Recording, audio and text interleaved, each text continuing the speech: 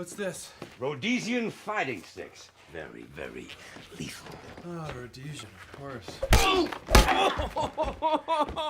Come on! You are pathetic! Stop! I give up! I give up!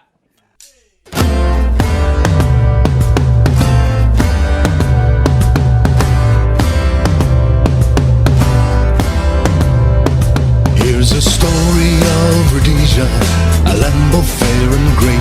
On the 11th of November, an independent state.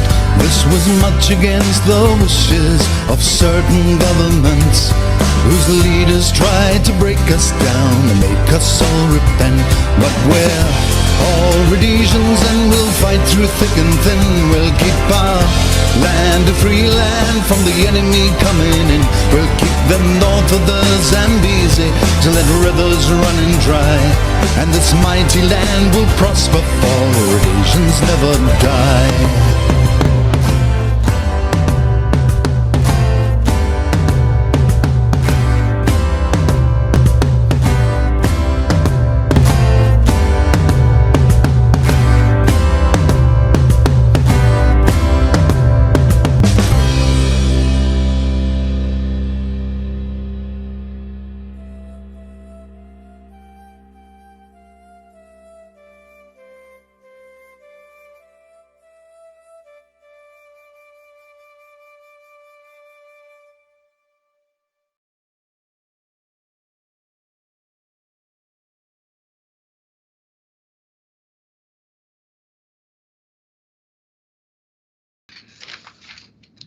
Hello and good evening to all. Thank you for joining me here on my channel, KansasHempMan.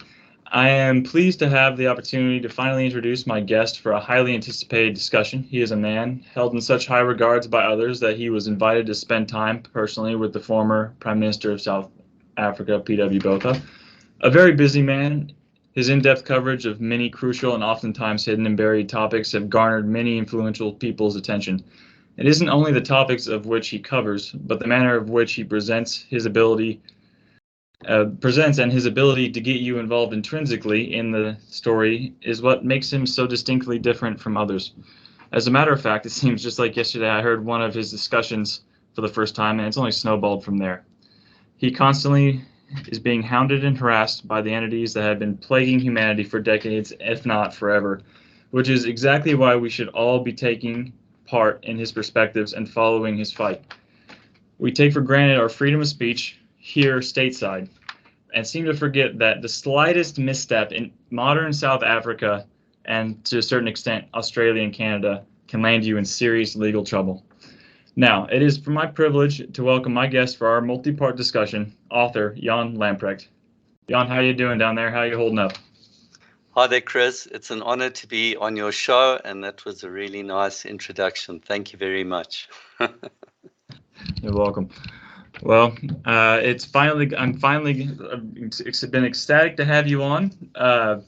We've been exchanging emails. You're a very busy individual. I'm honored that I've garnered your attention. I'm just happy to have you here, and several people are happy to have an interview. So Jan, you're actually you were born in Rhodesia, correct? Yes, correct. I was born in Salisbury, Rhodesia, which was the capital. It's now known by the disgusting name of Harare, and that's like Harare was the name of the township, the black township next to Salisbury. So that's like calling Johannesburg Soweto. And so for me, the real city was Salisbury. That's like renaming New York City to Harlem, or Yes, you're dead on. Isn't that something else? And I was studying the map a few days ago, and that it's a real disgusting state of affairs in Zimbabwe. So disgusting, as a matter of fact, that they've been wanting white farmers back there, and they've been begging them over the last 5-6 years to come back, but it's such a sad affair over there. And how are you enjoying things in modern South Africa? How are things going? South Africa is nothing like it used to be, and it's very disgusting to live here. And I must tell you that if it wasn't that I'm doing the things that I'm doing, I'd probably have either lost my mind or just jumped on a plane and got the hell out of here a long time ago. If it wasn't that I have a certain belief that I can still assist people here, I wouldn't even waste my time here. This is not where you want to be. And this is the place where you know who is taking all of you in America and elsewhere. You're going to end up, I've said before that we're all Americans now in many ways, but we will all become South Africans. All whites will eventually end up as South Africans, given enough time. Yeah, I've heard you mention that before, and yeah, your book, Government by Deception, is kind of a white Southern Rhodesians, or excuse me, a white South African's warning to the rest of the world as to what's going to happen and what could happen. And that book got you a lot of good publicity. You know, PW Botha read your book, and he was very pleased by it, and by what he read, supposedly, right? Yes.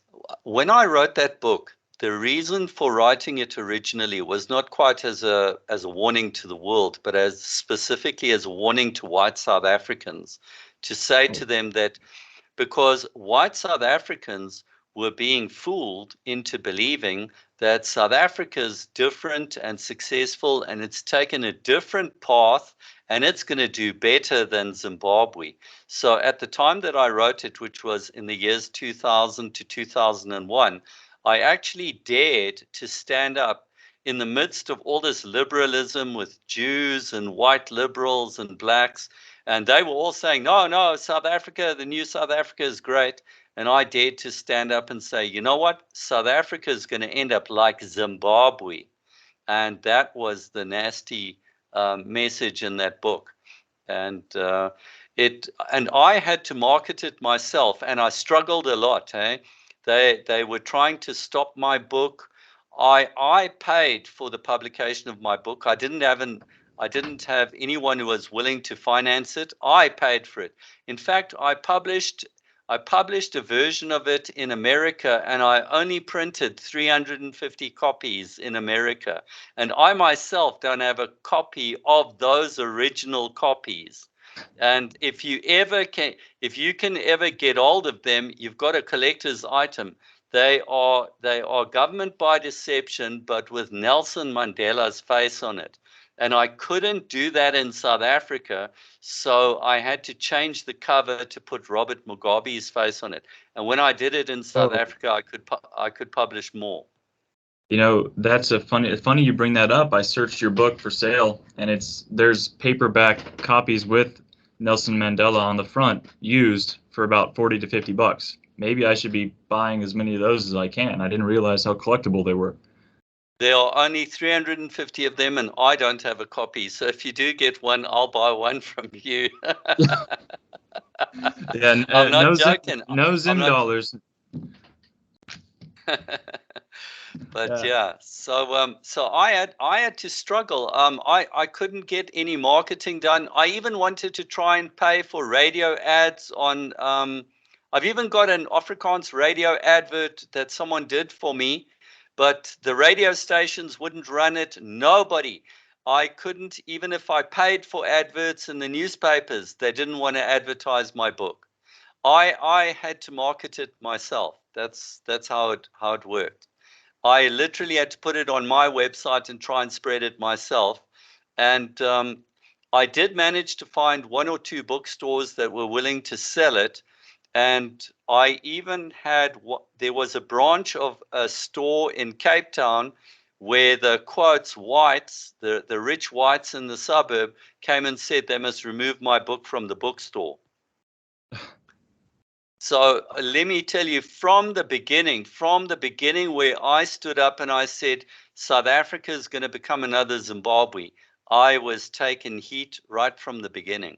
They did not like that message. Nobody wanted to hear that freaking message. Wow.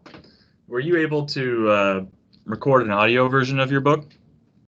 What I did about a year ago is I did do like an automated audio version of the book, but because I didn't do it well, there are some letters and things in there that come out badly. But yes, there is such a thing.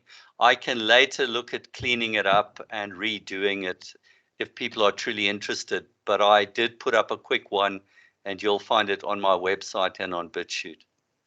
Oh, very good. I bet people would be very interested in an audio version of that. Yeah, that'd be fantastic. So I hope to eventually, now that I know that's collectible, it's probably going to hurry my purchase up of buying your book. But if I get a couple extra ones, I'm sure I'll mail it down to you for all your efforts. You won't need to pay me. So a little bit back to your background here. You were born in Salisbury, Rhodesia, and you moved obviously willingly. Your family moved out after the fall of in '81, and you've been in South Africa ever since. Is there anything you'd want to talk about your childhood or what you remember about Rhodesia as just personally or anything like that? Yeah, there are some things that I could mention. You know, the Rhodesian society was basically a British society, and there were Afrikaans people there, like there were Boers there, and it's been quite an interesting thing to try and figure out what percentage of the Rhodesian population was actually Afrikaans. My best guess is that it was about 10%, maybe even a bit more. There are some places where I've seen that there were quite a lot of Afrikaans people there when I go back and I look at some of the photographs and, like, for example, old schools. But mostly Rhodesia was basically British. And so you grow up in this English, totally British society where everything runs the way that the British are used to. The thing that I liked the most about Rhodesia, that even J.B. Campbell brought up whenever he talks about Rhodesia, is that in the time of the struggles and the war and the strife, the greatest thing about the Rhodesians was their spirit. The spirit of Rhodesians towards each other, the whites of Rhodesia towards each other. Yes, we've got enemies, we've got problems, there's this thing happening, that thing happening, but we're all in it together. That spirit was a wonderful spirit, and it's something that you don't find anywhere at all these days. Even in South Africa did not have the same kind of spirit. It had something of that among the Afrikaans people when I got here, but in Rhodesia, it was a much more pronounced thing. I think that the last time there were any whites who had that kind of spirit, and maybe even a better spirit, was the Germans in Germany in World War II. But I want to tell you that I cannot tell you how lovely it is to be in a society where the good and the bad and the dangers and the threats, that everyone feels that, you know, we are in it together, and our future and our destiny, whether it goes up or whether it goes down, it's together, and we're sticking together and we're fighting together. That to me was one of the greatest parts of Rhodesia. And when I look at how much people complain and whine and bitch and argue in other countries, then I think to myself, man, you know, it's so sad that there aren't whites that are sticking together and knowing what it feels like, because it's a wonderful spirit. And of course, the Rhodesians after the event will tell you, well, you know, we weren't really racist, etc. But let me tell you, between you and me, when you were there, you knew that it's really the whites driving this show, and it's all about whites remaining in charge. And that for me was the greatest thing. And anyone who denies the racism, just go and look at those short excerpts from Ian Smith, where he says there won't be black rule in this country in 1,000 years. you know, there he says it right in your freaking face, and they even come and ask him about it, and he says it's a fair comment. Yes, because the reality is, no matter how much in the decades later now, all these Rhodesian whites are pretending they weren't racist, they were racist. And let me just add a little bit to that, because this topic comes up a lot, and Rhodesians, there are still Rhodesian communities out there, and they do still talk. I've even been looking through the memoirs of Ian Smith, and Ian Smith wrote his memoirs in the 1990s. So you must know that is like that is a long time after the handover of power. He wrote his memoirs about 15 years after black rule. So he was denying all kinds of things. But let me tell you something. In the reality, the Rhodesians were racist, but they hid their racism. Some of their racism could be hidden, but other racism was quite overt. Take, for example, the whole issue of the towns, Salisbury and Harare. There were lots of townships, and in those townships were only black people, blacks and coloreds. I think blacks and coloreds and maybe even Indians lived in those townships. Whites lived in their own suburbs, and when you lived in a white suburb, there were no black neighbors, no coloreds. They were not allowed in there. So don't be fooled by Rhodesians who try to say, "Oh no, we were not really racist." In Ian Smith's book, for example, Ian Smith was saying that you know, unlike South Africa, black people could vote. Well, that is true, but it's also a clever kind of a truth. Okay, there was this thing called voters roll B, and blacks could vote technically. In reality, for the blacks to get onto that roll, they had to have an education. They had to have gone through schooling up to a certain grade. There was a whole bunch of qualifications for blacks to get on that voters roll. All the blacks could not get onto that voters roll, and the black nationalists, as they call them, basically the black communists, but the black nationalists, as everyone else now calls them, they actually had a whole boycott of the voting. So the reality was that under white rule, there were a couple of blacks who were sitting in parliament, who were voted for, but it was just a tiny, tiny number of blacks. But the door is there, but it's a door that the blacks have got to work to get through. So and the whites are not stupid. Those English whites are not stupid, okay? They put those rules and regulations are there to stop the blacks. They know that the minority whites will always dominate. They know it. Yes, and you know, I was just say to comment on what you said earlier in that statement. Yeah, it sounded like the united and understanding of the understanding of the united struggle that brought the people together to a really unbreakable nucleus, and that's really what it sounds what, you know, kind of what kept the morale high in Rhodesia. And yeah, sorry, you said a lot there. I had a few comments, but no, that is it's a lot to take in, and yeah, sorry.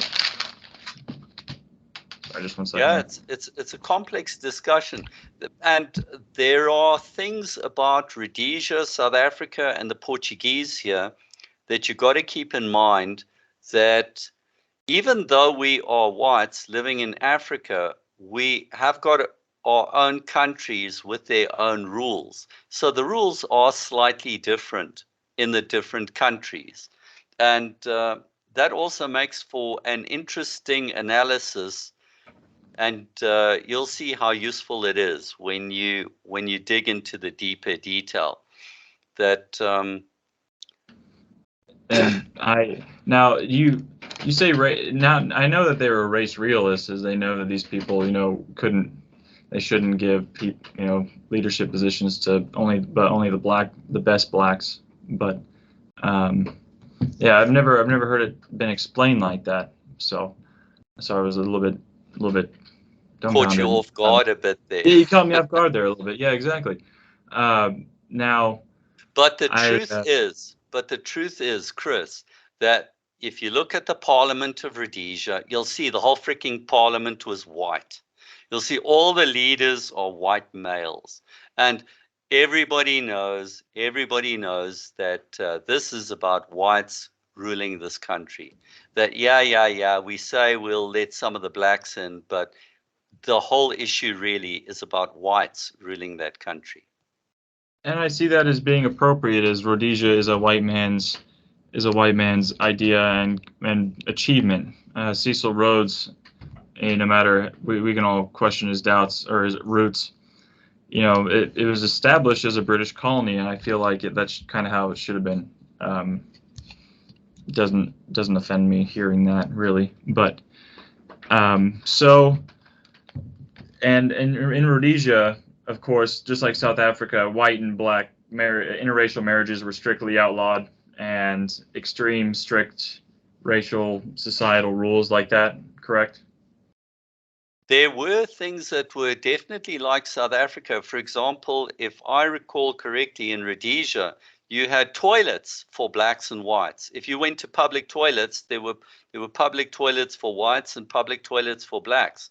I don't ever remember going into a public toilet and finding blacks there. There definitely was segregation. In fact, you know, among the silly arguments that people use in different countries here in Southern Africa, there are some people on the Boer side, for example. There are some people on the Boer side who say things like this. They say, well, you know, we Boers did not invent apartheid, and that apartheid was brought to us, that what came to be known as apartheid was actually something that the British brought. So they'll use the British as the excuse for racial segregation.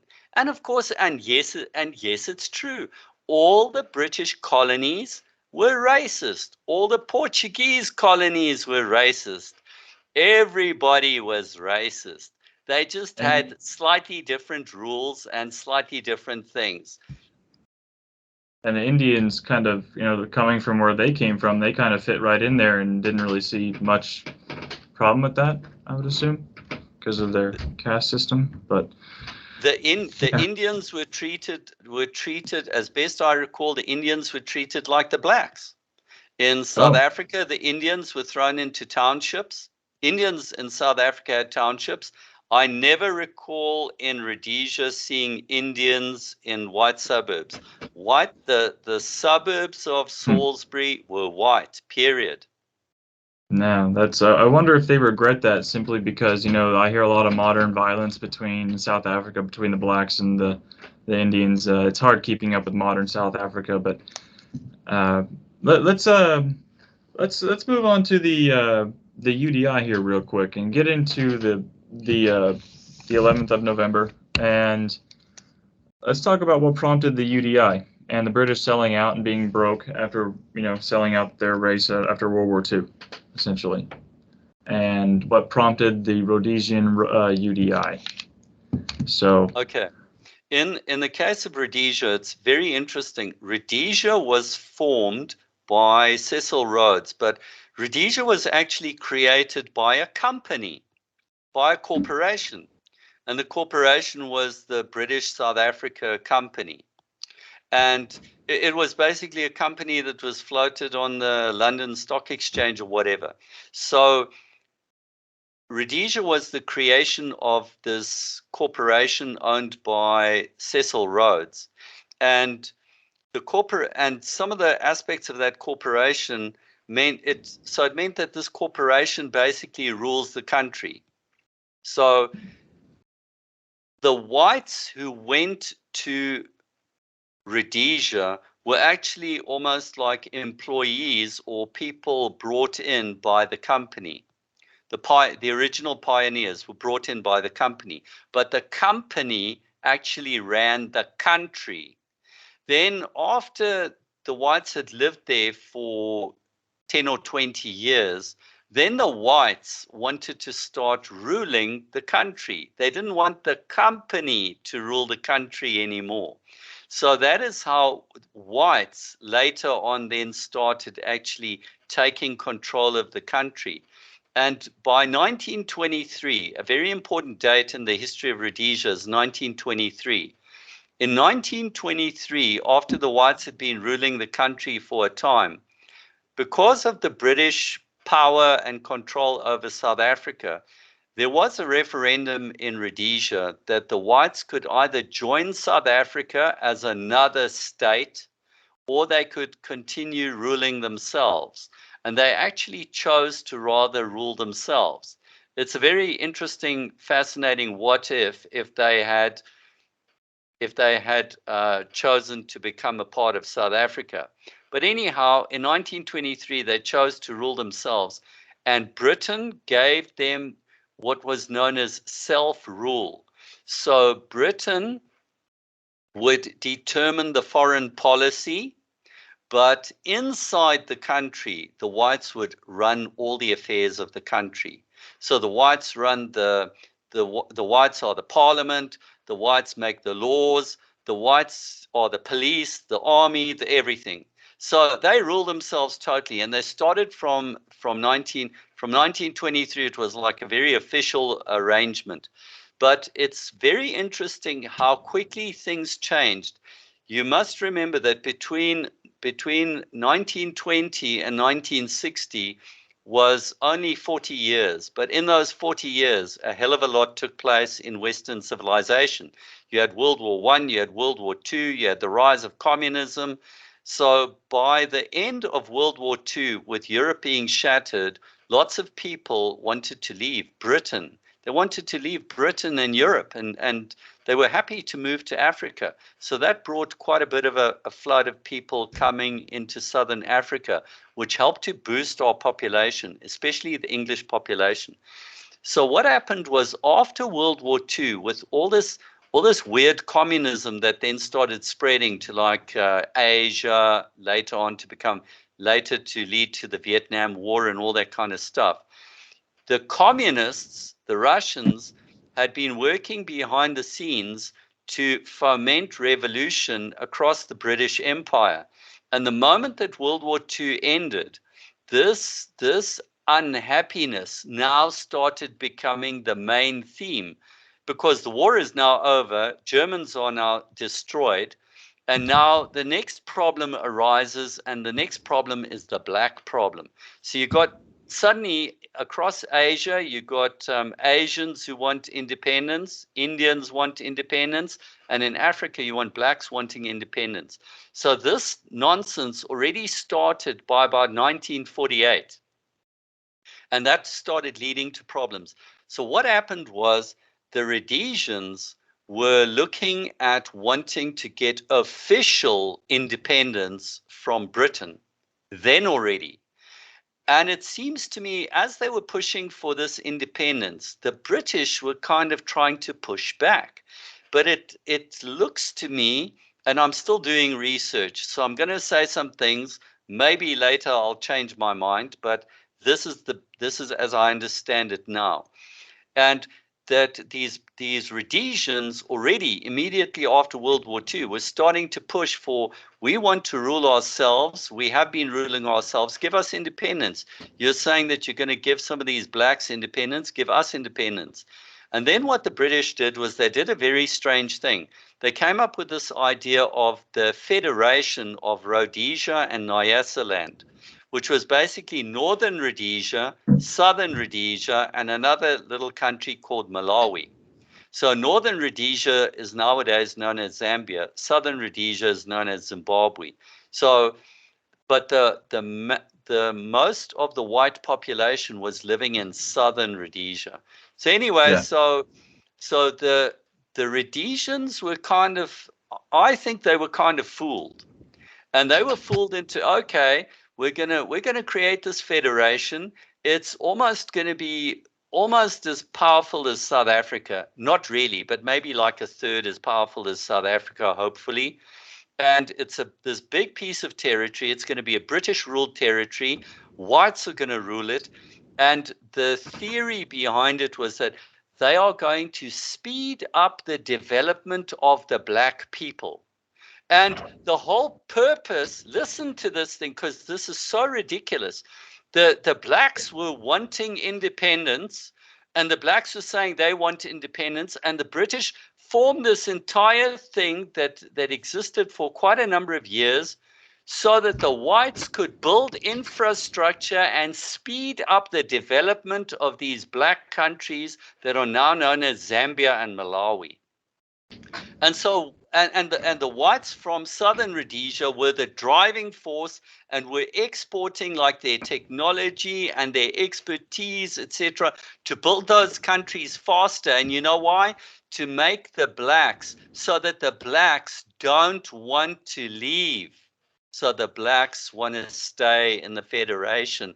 We are already heading down towards, we want a multiracial country, and we need to keep the blacks happy. Otherwise, they will want to break away to do their own thing. So you're telling me that even when the Rhodesies built these blacks a fantastic infrastructure in society and societies, that they still flock to the white communities and societies?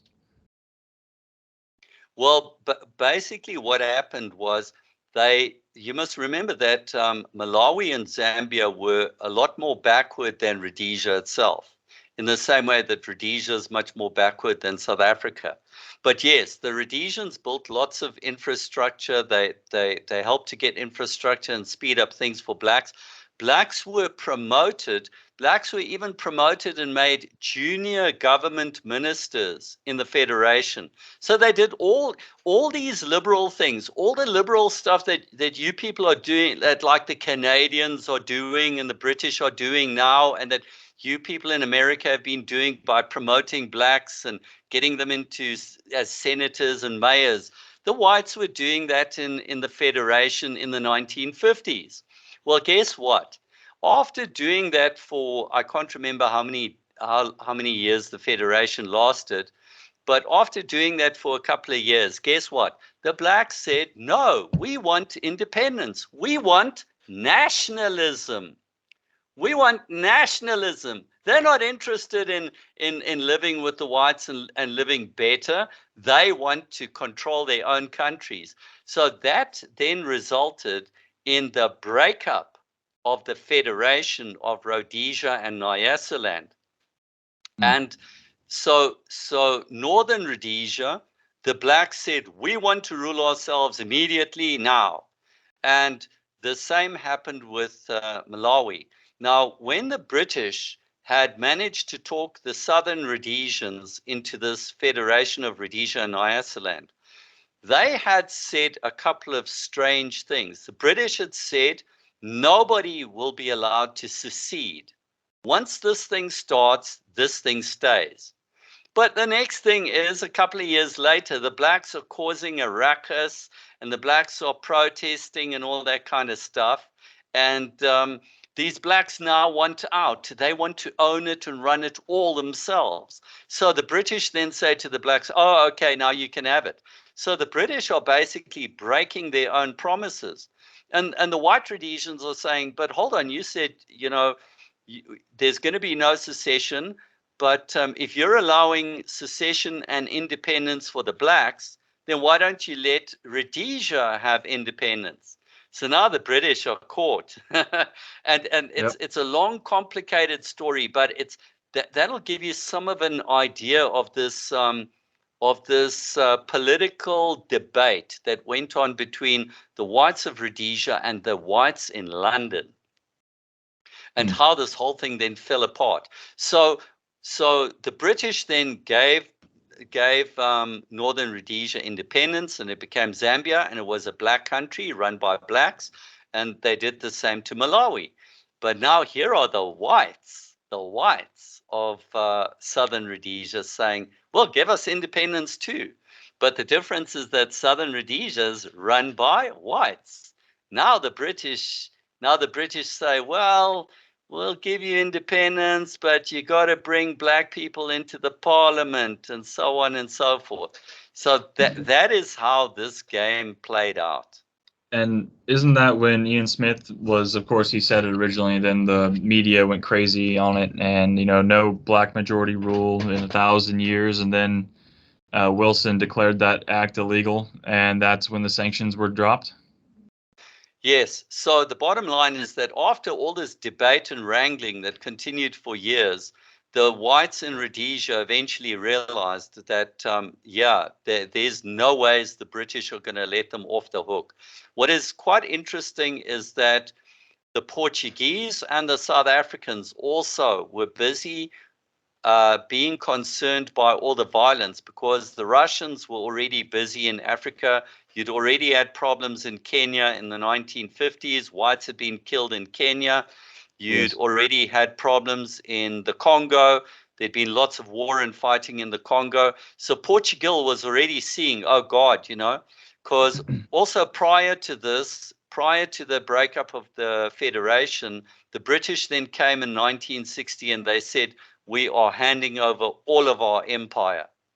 And that thing of handing over the entire empire back to the, quotes, indigenous people, that is the thing that unleashed much of the violence. The Russians, sorry, the Russians made the most of that. Sorry. wasn't that the Winds of Change speech given? Yes. And Yes, the Winds presented of in Cape Change Town? speech. Yes. That was given by Wilson himself, or was that someone else? That was Macmillan. Macmillan gave it. Okay. And Yeah, that was Britain admitting to the world that we're done. We're pulling out. You're on your own. Type of just an announcement, giving up everything that they've built over centuries of hard work. Exactly. Interestingly enough, a separate little topic to keep in mind is that after World War II, for a short while, the British were encouraging white British to move to Kenya. And the white population of Kenya, farther north, was actually still also increasing. So there's all kinds of stuff that happened that changed within very short periods of time. But the bottom line is that Ian Smith and them and the various prime ministers and the white politicians in Rhodesia looked at all these things, and eventually they decided, you know what, if we don't do something, we're never going to get a chance, and the British will never allow us. And so they actually connived a bit. Ian Smith actually even went to see Salazar, who runs Portugal, and he spoke to him. And he hit it off well with Salazar, who was a fascist. And so Ian Smith then went and they did UDI. But they knew that UDI is rebellion against Britain. Britain could come with military force, etc. So, the fact that they managed to pull off UDI without getting bombed and killed, that in and of itself was a thing that required a lot of balls, a lot of courage, and they pulled it off successfully. I've never thought about it like that. That not only, they had a chance of being completely invaded, though it would have been hard to get Southern Africa to help participate in that. So all they did was just essentially use their navy, the Royal Navy, to surround and stop things from coming in and coming out of Rhodesia. They did do more, actually. They there are all kinds of weird things that happened. Listen to this. So now you've got the white country to the south of Zambia now rebelling.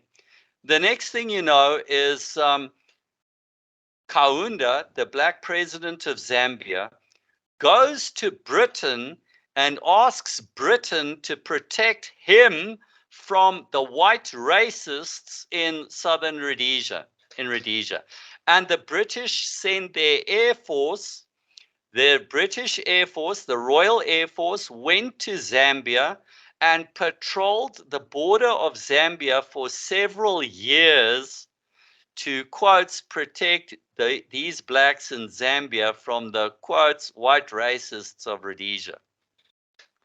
If you, doesn't that just strike you as crazy?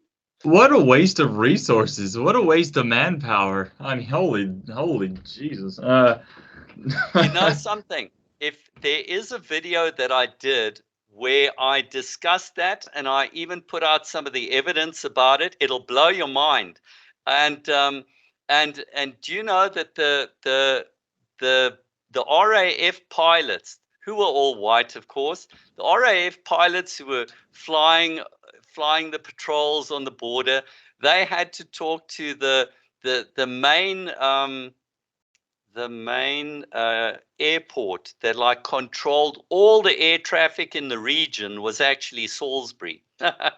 So even though they're in another country, that there isn't an airport that it can actually control all the aircraft. They don't have the radars and the technical ability. So the Rhodesians, so the RAF had to talk to the Rhodesians. But the joke, listen to this, race comes through at the end of it. At the end of every year, the RAF pilots and crews used to get together with the Rhodesians, the white Rhodesians, and they'd party.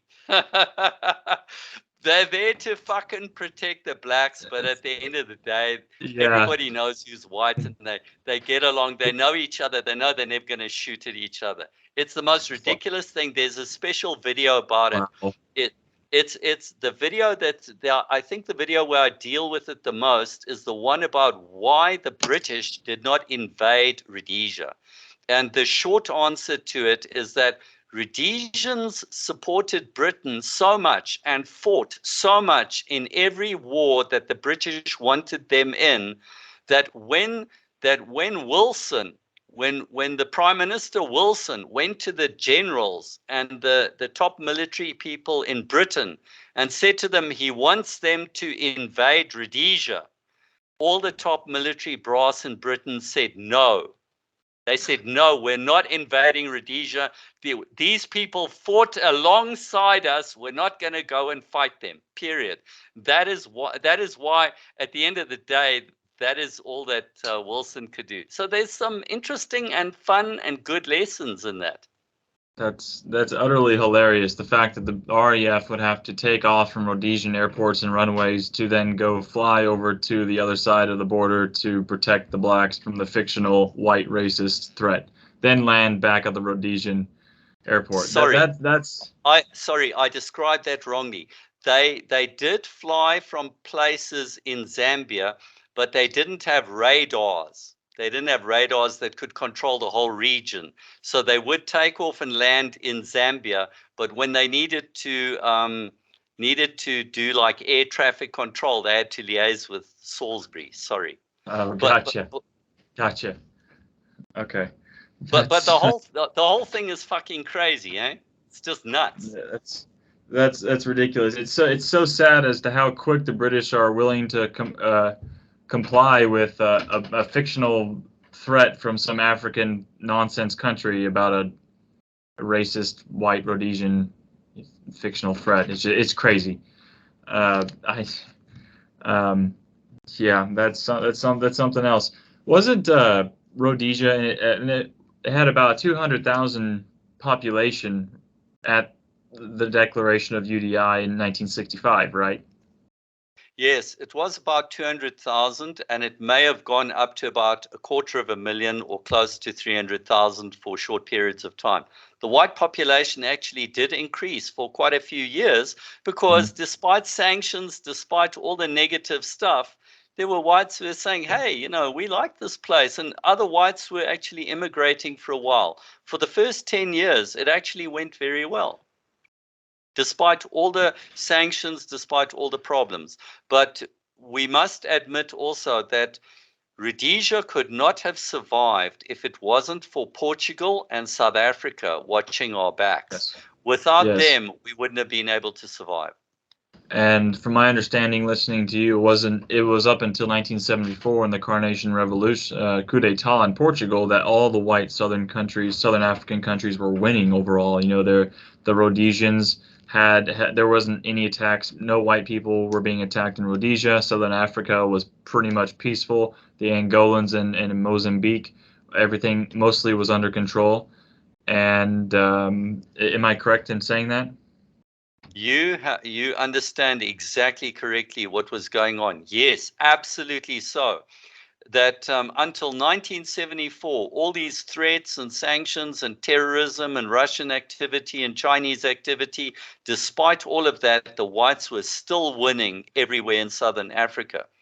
And I am still going to do a video about how close white people came to winning and keeping Southern Africa. That's Yes. going to blow your mind. And it was really interesting. You brought up the idea that when Mozambique fell, that there was an idea floated around that the southern half of Mozambique could have been combined into Southern Africa or Rhodesia. I always thought that was an interesting idea that was never pursued. I wonder why. It's a little weird, but that the whites were winning all over. They had full control, and it was a real white man's Wild West style feel. Here's a platform that we could do something on. So let's see what we could achieve and farm. And that's what Rhodesia ended up being. Weren't they the biggest wheat exporter in all of Africa? I don't think wheat, because South Africa, I think, also does wheat. I don't know about wheat, but Rhodesia was a big food exporter all around. Okay. South Africa is also huge as an exporter, simply because there are more people here. But for its size and for its small population, Rhodesia packed a punch. It exported. That's the fact. Compared to other African nations who have to import everything they freaking get, being an exporter with only about 250,000 people is a huge accomplishment, especially with the amount of sanctions placed on by the UN and Britain? Yes, United Nations. It was comprehensive world sanctions by the United Nations. Britain specifically asked the United Nations for everybody to put sanctions on Rhodesia, and it was pretty much true for most everything. There were some exceptions, and even America was an exception in certain things, like chrome, which is a strategic weapon, a strategic material. Chrome, which is a strategic material, America bought chrome from Rhodesia despite it being under white rule. And then when it went to black rule, America still continues buying chrome. So as long as America can get chrome, America doesn't care who runs the country. And that's really one of the biggest parts of Southern Africa. I remember you mentioning that there's over 43. That was in 2018. There's over $43 trillion worth of natural resources and minerals in the ground, and there's only certain things that you can get from South Africa and former Rhodesia. Only certain things. If I'm not mistaken, America is still reliant on South Africa to get chrome. I don't know how truthful that is this late in the 21st century, but it's so important to the rest of the world. If you control South Africa, you really have a grasp on the world and humanity's resources. Maybe not oil to a certain extent, but the important ones that get everything in between, from cobalt to chrome to tungsten, everything. Yes. If you take Africa from South Africa up to the Congo, up to Zaire, between Zaire, which is at the equator, and South Africa, you have got like the Middle East. You've got the Middle East of minerals in that area. This place is seriously rich. And the Russians, the Soviets knew it. And that's why the Soviets focused on this region as the place to create trouble and to overthrow the whites, was not because they cared about blacks, but because they knew the insane wealth that's lying in the ground. Do you suspect that's why they were there in Johannesburg or Cape Town in 1921, setting up the first outside Russia Communist Party? That was first Communist Party outside of Russia. Wasn't that 1921 in Cape Town or Johannesburg, South Africa? Yes, that is so. Somebody said to me that it wasn't the second, it was the third. But anyhow, that was started though by I think by either Englishmen or Englishmen and Jews. But it was basically, let's call it a British thing that started. So Yeah. and that just kicked off. But Let's face it. that didn't have Russians involved. But they Yeah. later then went to the Russians. They are you know, the voices of the Russians, but they're actually English, the original Communist Party. Yeah, and White English. And communism is almost synonymous with Jews. I remember listening to your presentations, and the early Communist Party in Southern Africa wasn't interested in black Southern Africans. They were interested in whites. And but I wonder if that's how early they knew how important Southern Africa was in the mineral game and the natural resource game. But yeah, and Rhodesia, though, it's let me see here. And so you're in Cape Town these days, or are you in Johannesburg?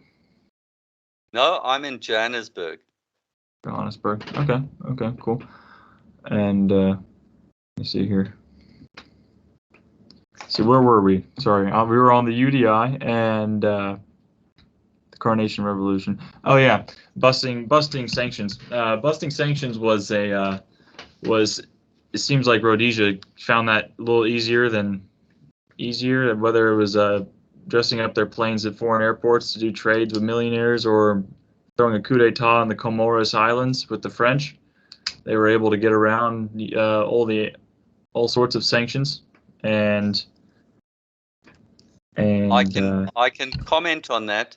Is that yes, there were people who started. There was a particular guy who owned like a small fleet of aircraft, and then he became the main sanctions buster of Rhodesia.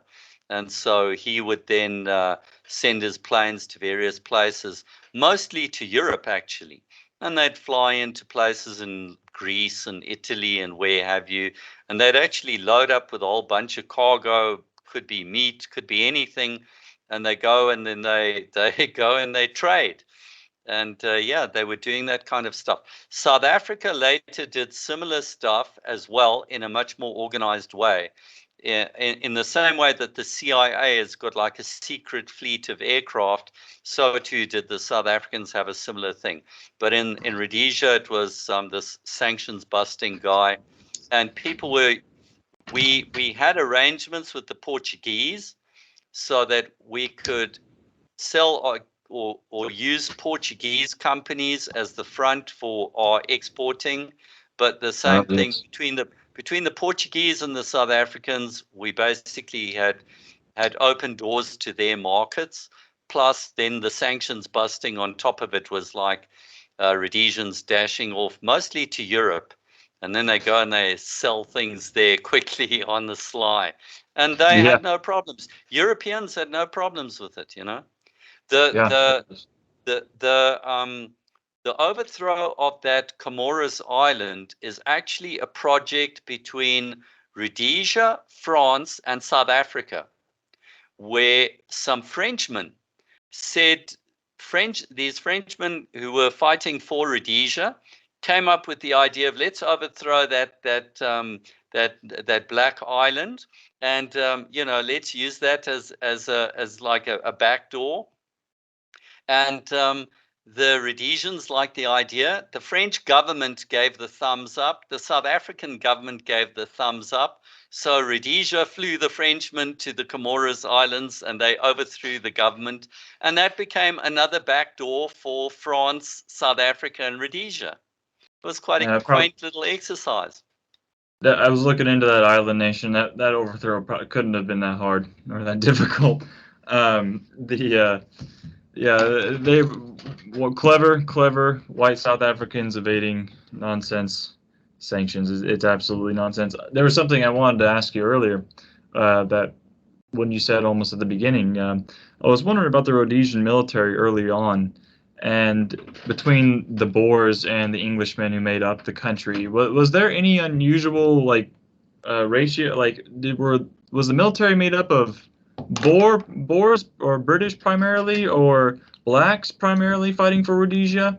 I know that blacks fighting in the name of Rhodesia is a topic I wanted to cover because it's a weird one, and it's a big one. Was the military made up of mostly Boers or what? It depends on which part, I suppose, you speak about. But let's talk about the professional army, the RLI, the Rhodesian Light Infantry, the Selous Scouts, and the SAS, the SAS. The RLI and the SAS were pure white, and the people who went into it were the whites who lived there locally. So I think that as a rule, that the Boers would have been just the same sort of ratio in those units.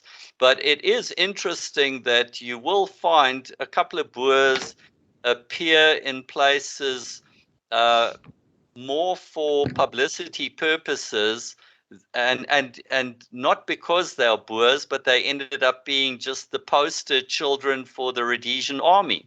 So, for example, it turns out like the guy who was the main recruiter for the Rhodesian army was actually a Lamprecht, a guy from our family, a distant relation. We never met him, but Really? Major Lamprecht was the main recruiter for the Rhodesian army. And there are some posters, and there's a statue of Like the the troopy? troopy. And Yeah, the troopy. I was about to say it. Yeah. but the troopy, actually, it turns out that the troopy is actually a Boer guy. They picked that guy as the as the main guy, as the sort of model for the troopy statue. But there's also some photos. There are also some photos of a soldier, and he's got his hands up with his V for victory sign. Yeah.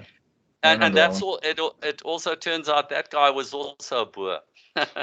So they were around. Yeah, that I remember on that part of your Canadian presentation that if you really want to show the bruteness of yet how cool you could look while serving in the Rhodesian military. I swear that troopy, the guy who modeled for that troopy model, could look like he can kick you, just break you with one kick, man. But that's awesome. That's really awesome.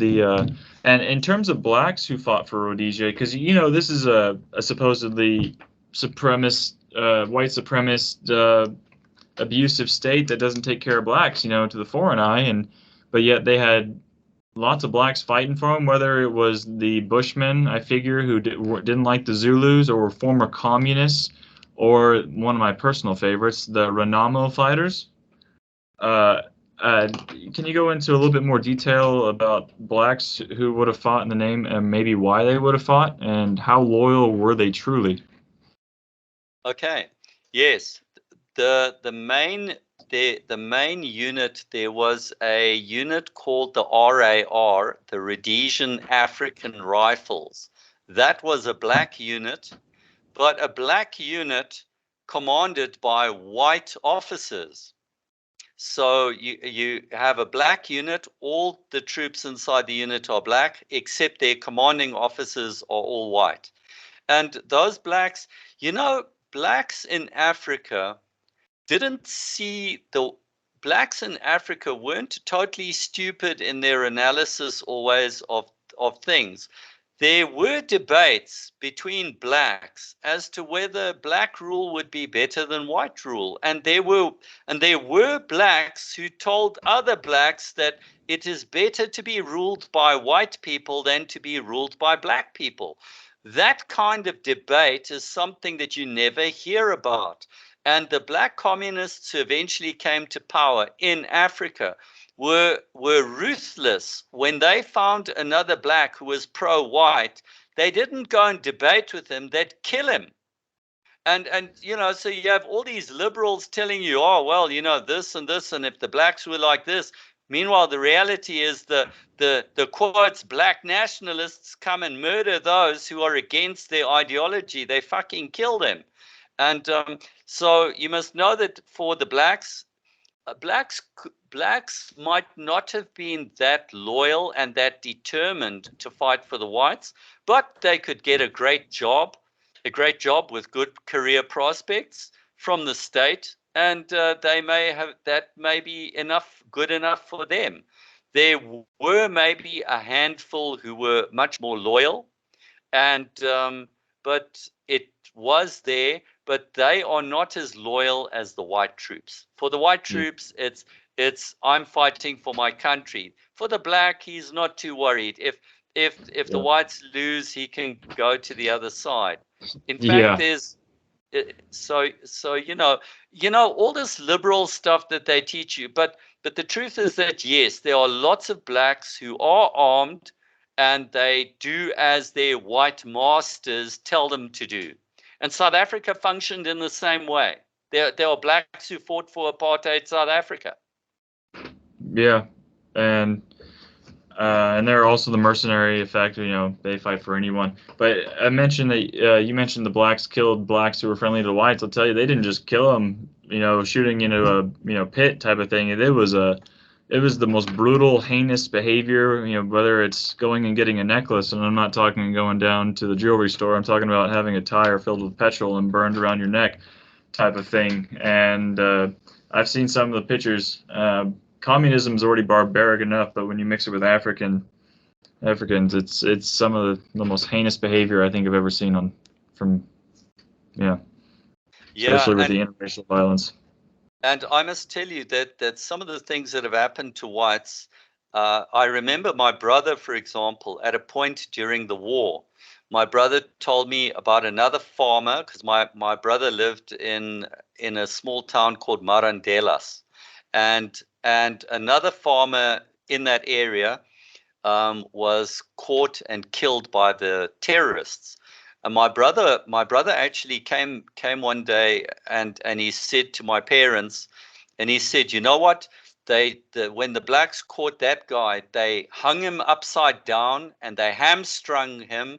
And he was hamstrung and left for a time before they eventually got around to killing him. So the cruelty of these people is horrific, and they are nasty. I've got other photos that I've not even published. There are many things to still put in videos where you'll see what they do. And that thing of cutting blacks' lips off. Cutting their lips off and cutting their ears off. That's very much a Rhodesian thing. The blacks in Rhodesia did that stuff. The necklacing was more South African stuff. The South African style was necklacing. But in Rhodesia, it was cutting and ripping their lips off, their body and their ears and that kind of thing. These people are disgusting. They are brutal. And then everyone's like, oh, no. And all the liberals are standing up and defending them. Oh, no, this is good. This is right. Yep. And they're doing all that with communist weaponry. And coming straight from China and Russia.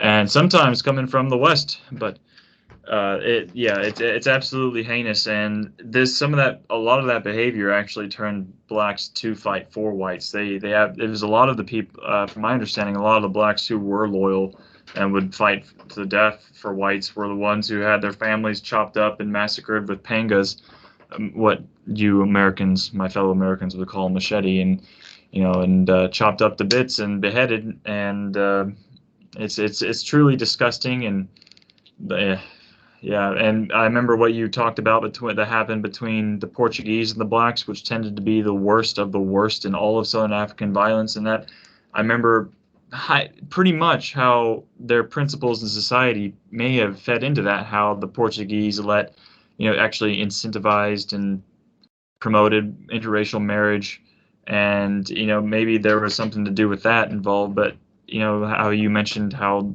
the worst of the worst when it came to black on white violence was in the Portuguese colonies, if I'm not mistaken. Is this correct? Absolutely so. The Portuguese had the nastiest stuff. And I sometimes think that it's because there are different relations. You could argue as to this is when you get down to the finer points of life. How did a white Rhodesian treat a black compared to the Portuguese? Among the things that I kind of picked up was that although the Portuguese were much more lax on the sex stuff, they could be much more harsh.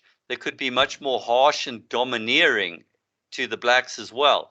So there are some more subtle human dynamics which played into this.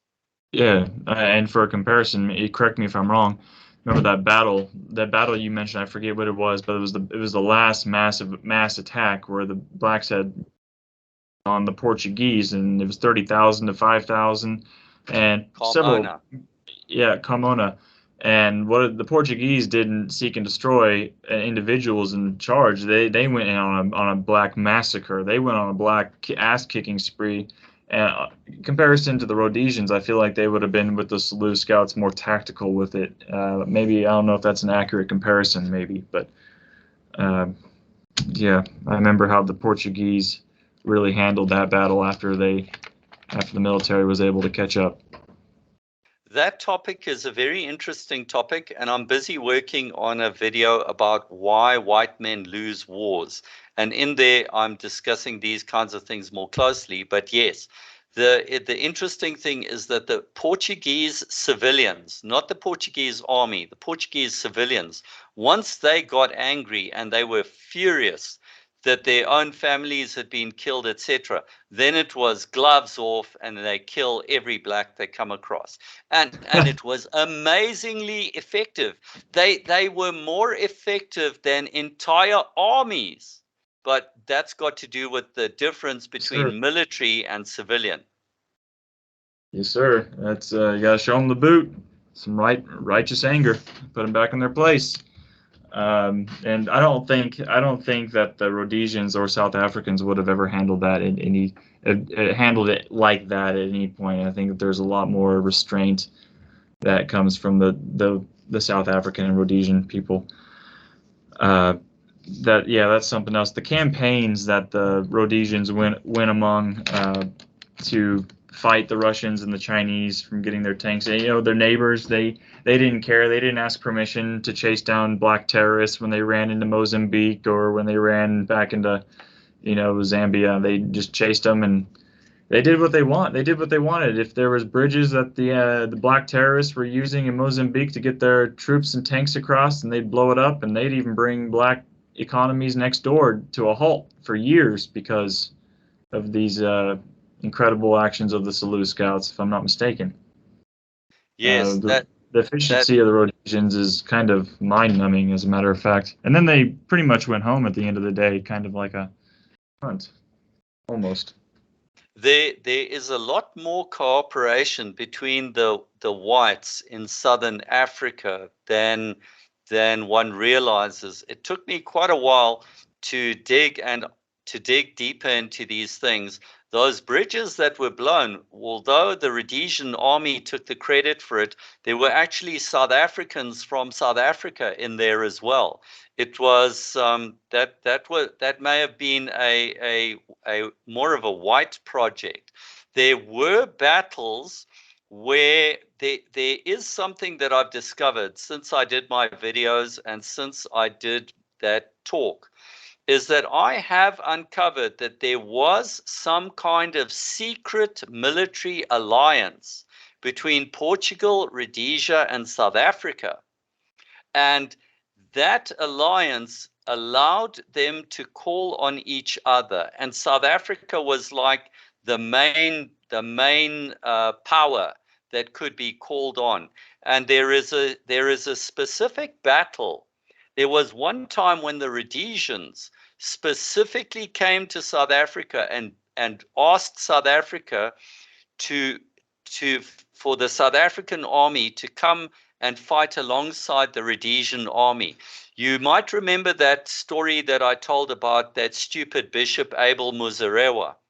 Now, that stupid Bishop Abel Muzorewa, that's complete fool, okay? Now, the good fool, let's call him the good fool, okay? The good fool who doesn't know, he has no clue what the hell he's doing, okay?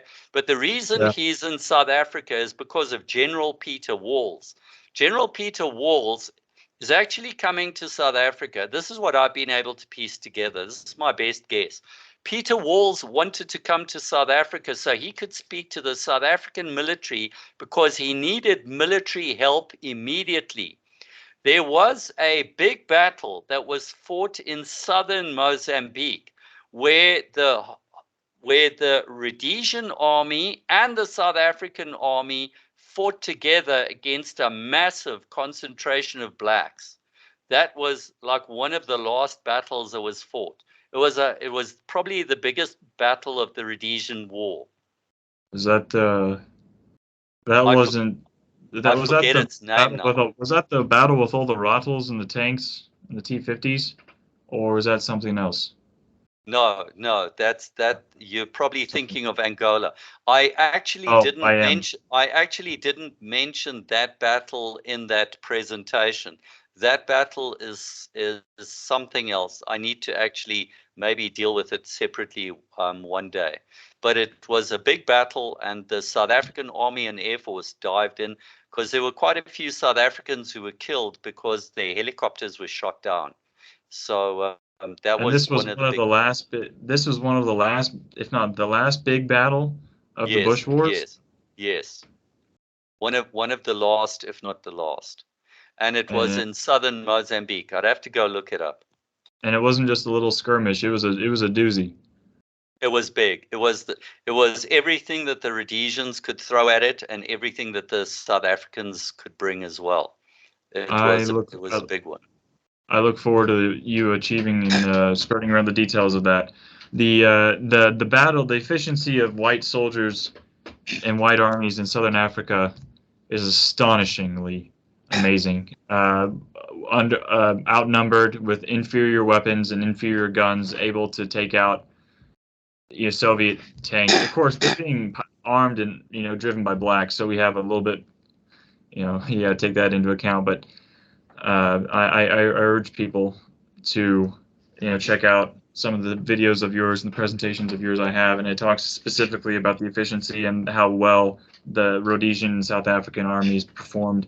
And to comment on like Bishop Muzorewa and the uselessness, I think we'll cover that next time in part two, the Christianity and how much the Rhodesians and South Africans had to put out to ensure they were okay, and it turned out to train these black armies in the black villages and the rural zones to protect themselves and build up all this stuff, and at the end of the day they would hardly they would fall or they'd just be killed, and it just cost the Rhodesians even more time and money and manpower to take care of them. And then there's Bishop Muzorewa, who signs away South Africa, essentially. Excuse me, signs away Rhodesia, essentially. And or excuse me, I'm mixing up. Sorry, No, it's no, hard. It's hard to remember all these new black characters and important people in my life. Sometimes I mix up some of these important names. Hell, like Tokyo Sexuale or something like that. I mix them all up, and it's not an easy topic. And it's not a culture that you're familiar with. So I do understand. Don't worry about it. But okay. yeah, you know, yeah, the whites are treating these blacks like our local civilians. But there's more to this than meets the eye. But the whites have to function at a great disadvantage. And returning to the efficiency, because that's what you were talking about, the efficiency of our small armies and our small militaries is quite stunning. And that was one of the things that I thought about, especially among you younger people in the white right, because thanks to jury, all of you have got lifetimes where there are more and more non-whites, especially black Africans, in your freaking countries who weren't there originally. And people in the white right have been talking about racial conflict, racial war. What do you do when you're outnumbered? And that was when I thought to myself, I really need to tell them about us in Africa, that if you really have a race war and it's really down to white versus black, that don't be too afraid. The white man can kick ass way above his weight level, more than you would believe. And Sure. lots of things in your country, lots of things in America and the West fool you. They fool you into thinking that those people are your equals. But if those people were in their own society, making their own decisions, organizing in their way, they wouldn't be a patch on whites organizing in their society, sticking together. And that's a Yes. big lesson that even the whites in Southern Africa have started to lose. If I may just point to something, I think recently a General Brown was promoted to a very high rank in America. I think his name is Brown. And I'm not sure if he's going to be the chief of staff, if he's going to replace General Mark Milley. I think so. And but okay, you might not have taken note of it, but I want to tell you I've not something. heard it. This general that's being promoted was promoted by Biden, and Biden promoted a black guy. So this is a black guy, but listen to this. This is a black guy, and they say, oh no, he flew, I'm not sure if it's stealth aircraft or whatever. And then I'm thinking to myself, how much of it is his skill and how much of it is white computer technology? Take, for example, World War II. Was it the Tuskegee Airmen or something? Yes, that was Tuskegee Airmen, who they like to make a big deal about, and the Buffalo Soldier Squadron on the ground, who they like to make a big deal about. Right. Now, my understanding, correct me if I'm wrong, is that there was a white squadron of white guys who actually flew behind the Tuskegee Airmen to actually protect them.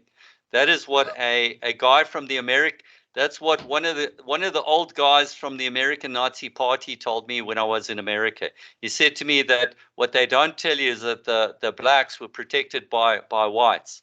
That because those blacks would have been mincemeat for the Germans. Wow, that's embarrassing. It wouldn't be shocking to hear that. I'll tell you what, I know that as of late, I found out, I don't know if you're familiar with the American nonsense story of Emmett Till and the over-exaggerated death of him. But, his father was a black soldier who fought in Italy in World War II, and he raped and killed 3 women in Italy, and they hung him high. And these Buffalo Soldiers and these Tuskegee Airmen have so much wind blown up their rear ends. But yes, that's hilarious that you bring up that story. That's I'm gonna look more into that. I heard a story once. It was brought into me in my Telegram chat about how when Rhodesians and South Africans would take out a black terrorist squadron, Zapu Zanu, they would collect their weapons and find their AKs and their rifles with their rear sight dials turned all the way up, all the way to the yardage. And they were thoroughly confused by this. And they asked the blacks why they were doing this. Why do you have your rear diameter sight set to 800 meters? Well, the blacks thought that this made their AKs more powerful. And they thought that the gun shot harder when they turned up the diopter sight. So, these I've never heard that story before, but these things are possible. One thing I do know is that many soldiers have commented on the bad black shooting abilities. They yeah. In fact, if I may add to this, here's a story that'll blow your mind. I've been trying to find this again, but I think they've removed this from the internet. In Africa, in Nigeria, shortly after Nigeria, up in West Africa, that big African country in West Africa, after they got independence, there was a group of blacks in Biafra who broke away from them. Right. Yeah, that's it. So now listen to this. I've heard this said, and I remember this comes from credible sources. Unfortunately, I can't find the original sources, but multiple people who are aware of it have pointed this out. Do you know that in the Biafran War, which lasted about 2 years, I think it was like 2 years or so, do you know that they say they fired more rounds of ammunition in that war than everybody in World War II put together? No way. No, that's crazy. That's crazy, eh? I'm That's not joking. I've come across this, and you know who else has mentioned this thing is Dr. Peter Hammond in South Africa. He also has raised this issue. I don't know the original source, but I have also come across it, that more rounds of ammunition were fired in the Biafran War probably by the Nigerian army than all the armies put together in World War II. Just think about that. So that's a lot of skinnies with AKs popping up and just shooting up over the hill. That's a lot of that. Absolutely, absolutely. That's And I forgot.